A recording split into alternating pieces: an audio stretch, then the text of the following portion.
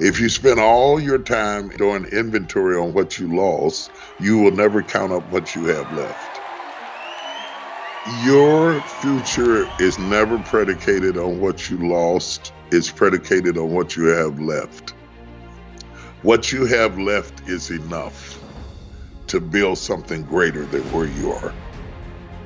And you have all the rich experiences that come through the atrocities you survived. You're stronger. You're wiser. You've proven things to yourself that you couldn't have learned any other way, that you could overcome everything that happened to you. So start looking ahead. Nobody drives forward looking in the rearview mirror. Understanding that and surging ahead with what you have been given and to appreciate time. I have a work ethic that they say is incredible. I mean, I can hang with the best of them when it comes to doing what has to be done. But I got it from watching my father, well and then sick. He kept going. He kept moving. He kept producing all the way out. Work ceases to be work when you start to love it. When you love what you do, when you love what you do, you'll never work a day in your life. So you love it. That doesn't mean you don't get tired. That doesn't mean you shouldn't take vacations. That doesn't mean you shouldn't have self-care, all of that. But self-care only have so much. After a while, you get tired of that sand on your back. You say, okay, I gotta do something, because we were made to be productive and creative and resourceful. And I want to tell every entrepreneur listening at me, if at first you don't succeed, try again. And if you don't succeed that time, try again. And if you don't succeed that time, try again. And if you don't succeed that time, write a book about what you learned from how you failed. There's always something to do with what you have experienced.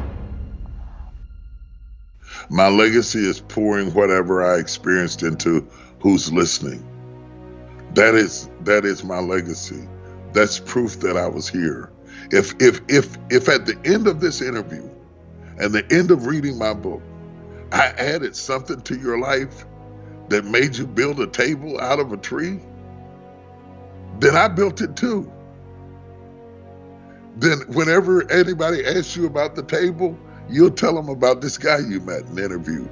You know, that's how we have survived for centuries.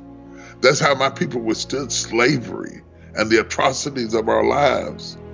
Because in the midst of all of the horrendous things we experienced, we still clapped our hands and we still sang our songs and we still managed to be creative, and we are still here. So don't tell me about trouble through hanging nooses and rapes and burnings and killings. We sang.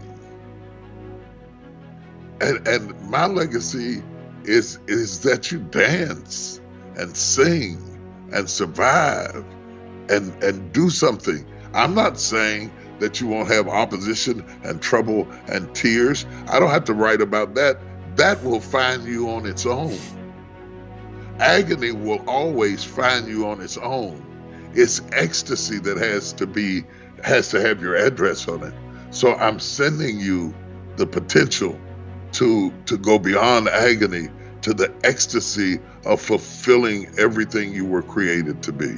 And that's my legacy. It's in the people that heard me and read my books and saw my movies and traveled around the world with me. It's in my children. When I'm writing, I'm actually imagining that I'm having this conversation, and my book reads like I'm talking to you. And you know that from reading it. It sounds like we're having a conversation with a friend. I'm actually talking to you. I'm through the book. I didn't drop the mic, and don't you drop it either. And something of what I said will make it into your book. And something of what you said will make it into the book of the person who read it. And that's how we have progressed for centuries and eons and millenniums, because we passed the mic. We didn't drop it.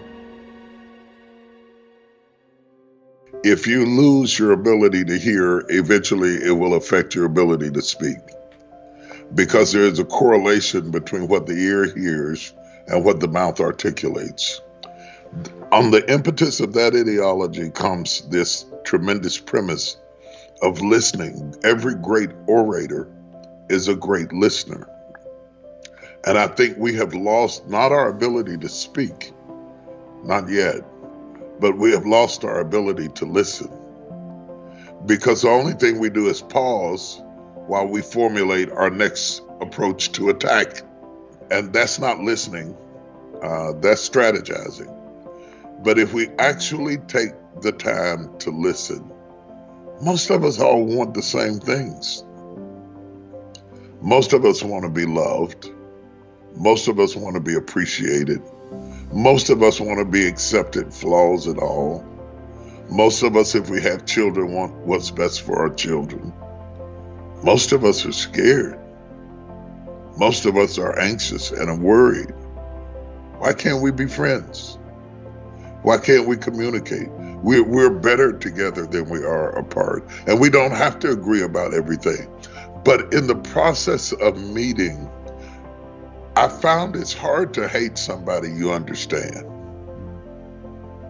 And in the process of meeting, your perspectives broaden, sometimes to the point that you are ejected from the tribe, because people who are not exposed are intimidated by people who are exposed.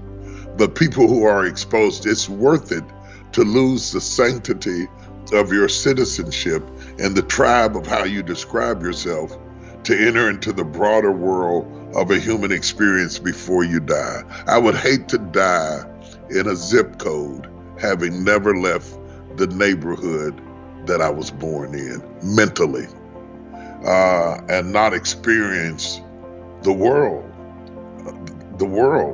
France and Ethiopia and Australia and millennials and boomers and Gen Xers. There's something to be learned, and people of faith and people not of faith. We need to communicate to survive as a species.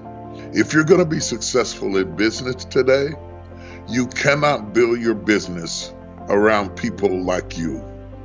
You have to build your business in a very broad, eclectic way, because the world is becoming broad and eclectic. And a narrow mind also causes you to be less successful at the end of your career, because you're niche marketing an item that could have a broad appeal if you didn't think within the prison of your own experiences.